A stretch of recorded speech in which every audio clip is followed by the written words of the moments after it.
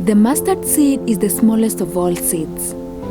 Yet, when it's planted, it grows to be the largest in the field, so that the birds of the air can perch on it. Such can be said of Focus Kenya, from a humble beginning with only one staff to a movement that is changing nations.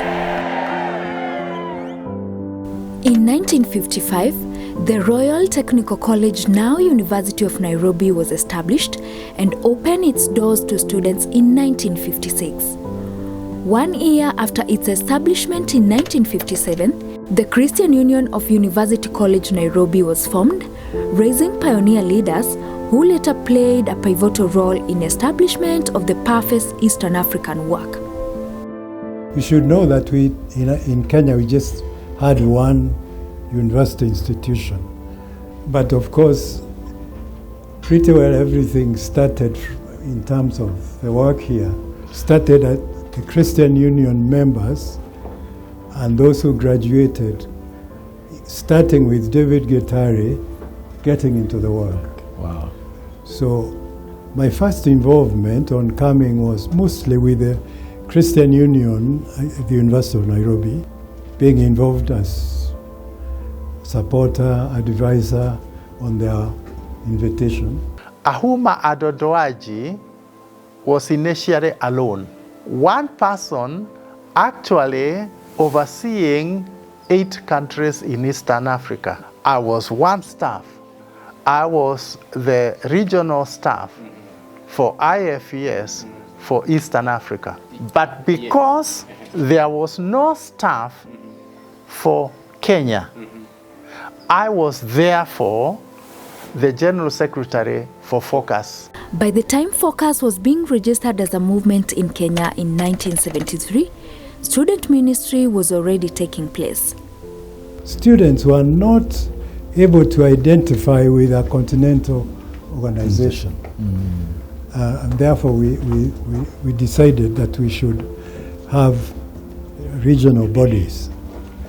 That's how Focus came into being.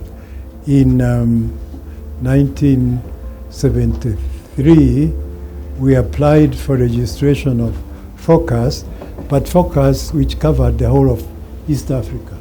Focus has enjoyed steady growth in numbers and organizational structures. The journey to current structures has resulted from Focus responding to emerging organizational needs. For example, at the developing stages of the ministry in the early 80s, the need to distinguish Focus stakeholders led to the creation of student and associates leadership structures in what we have today as the National Students Executive Committee NASEC and the National Associates Executive Committee NAEC. When we began to have Focus and young graduates began to see the importance of this ministry, they began to support the work, they got involved. That's basically where now the National Governing Council started, because the student executive and the executive of the Associates Fellowship joined and formed the organization that we call the Governing Council now. By the time I became General Secretary, Focus was growing. There was more buy-in under the leadership of Joshua Wadhanga. So by the time I came in, when he left, we were beginning to experience institutional growth. At the time, we had a General Secretary and then we had traveling secretaries. And that was the structure. It was a very flat organization, only two levels. So this time round, I was visiting Uganda to go and do Bible study training there. I'd just taken over as General Secretary. And while I was there, I was to be there for a week. I kept getting calls from Nairobi, from the office, for advice on this and advice on the other. Where do we find this? What do we do about this? And so I would be in a meeting, then I'm called, oh, there's a call for you from Nairobi. I pick a call, it is one of the staff members, they want to know about this and the other. And it really made me feel very good, you know. You know, you feel needed. You feel, yeah, these people cannot do without me. It was very good for a young leader who has just got his first senior leadership position. But as I was traveling back, something happened because when I got into the flight, the Entebbe airport, the planes take into the lake. You know, the runway almost ends at the edge of the lake. So I was sitting in a place where I could actually see the front. And so I saw the plane gaining momentum. And you know, it goes very fast. Yeah. And I'm seeing like we are headed to the lake. So just before we got into the lake, it took off from the ground and we went into the air. Yeah. And after I got in the air, suddenly, I don't know, from nowhere, this thought came to me. I reflected, hey, what would have happened if this plane went into the lake, did not actually take off? And I remember the calls that I was getting from Nairobi. What would happen to Focus? And that thought really captured my heart and mind. And I realized, even though I had been very excited about their calls, if that flight had gone into the lake, I would have gone with a lot of information. I would have gone with a lot of institutional memory. I would have gone with, these people would be left in a state of confusion. And I just thought, this cannot happen. We cannot run things like that. So I just thought we need to structure, and every important thing that I know, somebody else must know it.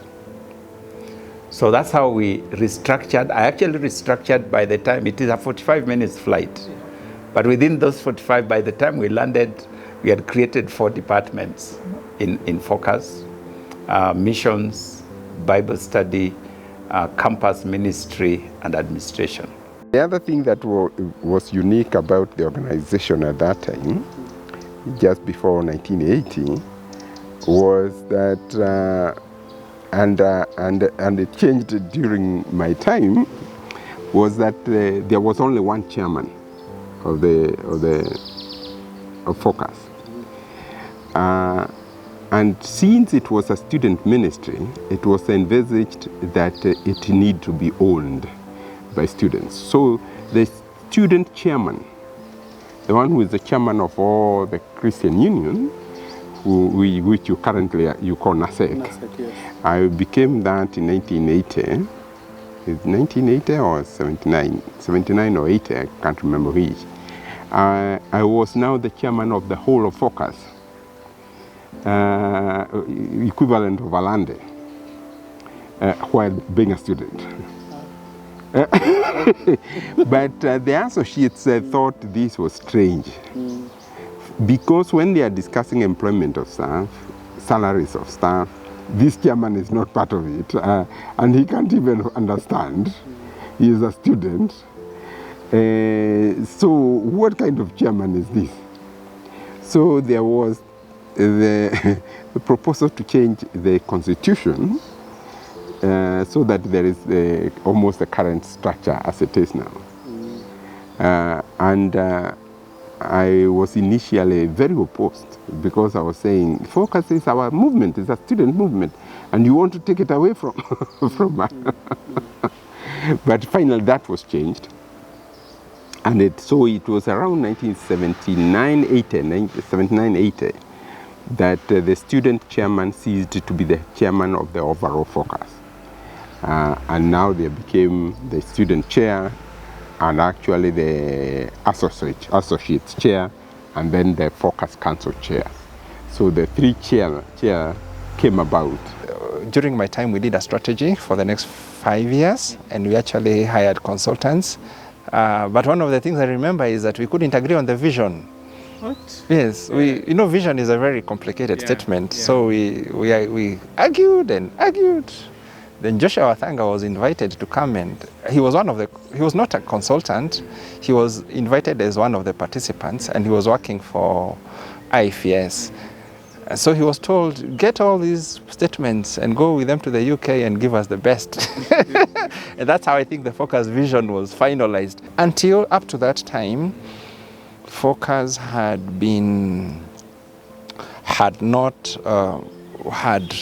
was a small organization, but now it was getting bigger and bigger and bigger. And so, thinking about how Focus recruited its first general secretary during Kinoti's time, there was no one on the ground. There were very few people. And even when we got a board and there were fewer people, there were not so many people involved. So as a result of my coming in and some challenges, we did the strategic plan, and part of the strategy was on how recruitment would be done. So my exit, during my exit, the processes had already been agreed. The search for the next leader started like 6 months before, almost a year before I left, so that there were very serious and strict processes of how to do it that were agreed upon in the AGM and in the Constitution and in the strategy. At that time, the term of service for regular staff, generally including the General Secretary, was 3 years. So when Martin was leaving, there was need for us to change a number of things within Focus. And so, because the council used to be called a Focus Coordinating Council, we felt that we needed to strengthen governance, because it's not so much about coordinating. It is actually governance and leadership. It's from 2008, 2009, when the expansion of universities was happening. Huge. Because that was the second term of Kibaki's government, when he liberalized university education. And actually efforts of having a university in every town, every county began. And now the Constitution 2010, which brought the county government. And immediately after that, literally every county needed to have a university. So there was a phase in Focus, what we call the expansion, the huge expansion, because 2008 we had about 67 CUs. And by 2013 we had 140 CUs. So it more than double. Then now 2010, 2015 was also an expansion strategic plan. And it was radical in my estimation. It's in that SP that actually had to change terms, names. We had even to review what is the perception of names, like General Secretary changed from General Secretary to National Director. That's the SP that gave birth to regional councils. Oh, yeah. Yes, because now we have to think, how do we manage work out there? I came to Focus on the grounds of sustainability of Focus and the impact that Focus would have in the church and the society. My conviction and direction God led me in Focus ministry was based on the fact that Focus needed financial sustainability. It needed ministry to continue. So the way that we began to strategize for fundraising was based on sustainability and possibility for more. The way we began to organize our associates in terms of fresh graduates, in terms of associates being involved in ministry, the way the strategic plan spanned in such a way that the implementation was not just staff, but students and associates, spoke to the sustainability issue. And that spanned many programs in Focus. Whether it is the one-page strategic plan that was developed in 2011 or the current 92-page strategic plan, one thing has remained constant. Focus associates have remained committed in the student ministry. When I have to give towards the ministry, I know I'm giving because the Lord has commissioned me to do that. And that is what He wants of me. I think my calling, my line of calling is with the student. And this is what the Lord has used to bless me. If you come to my house at any given time, you don't miss a student in my house, the one I am taking care of. Quite often we open just space, campus staff, they come over, we just talk together, or sometimes we even offer them space and we let them have that free space, utilize every facility that is here, talking throughout the night, making their breakfast in the morning.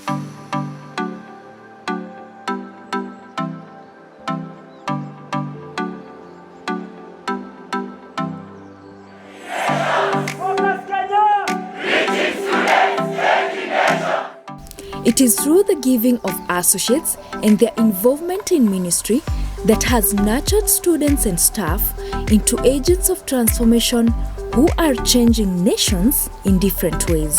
I have grown so much. I have been built, I have been cultivated character-wise. My confidence has grown so much. I have our STEM staff, our CMF, they are very friendly. They are people we depend on. Sometimes we have maybe invited speakers, but they have not turned up. And so once we reach out to them, they are going to do everything in their capacity. They teach us on how to grow spiritually. They help us and they train us on how to lead people, how to associate with these guys, and how to make sure that we are relating well also with the management of this institution. As we celebrate Focus at 50, we appreciate our forerunners, Focus associates including those in diaspora, our students and partners for their unwavering support in the making of the student movement, which has continued to change nations for over 50 years now. You can join us today by visiting www.focuskenya.org/plugin and choose your preferred way of involvement. Happy 50th anniversary, Focus Kenya! Reaching students, changing nations! 1, 2, 3! Focus at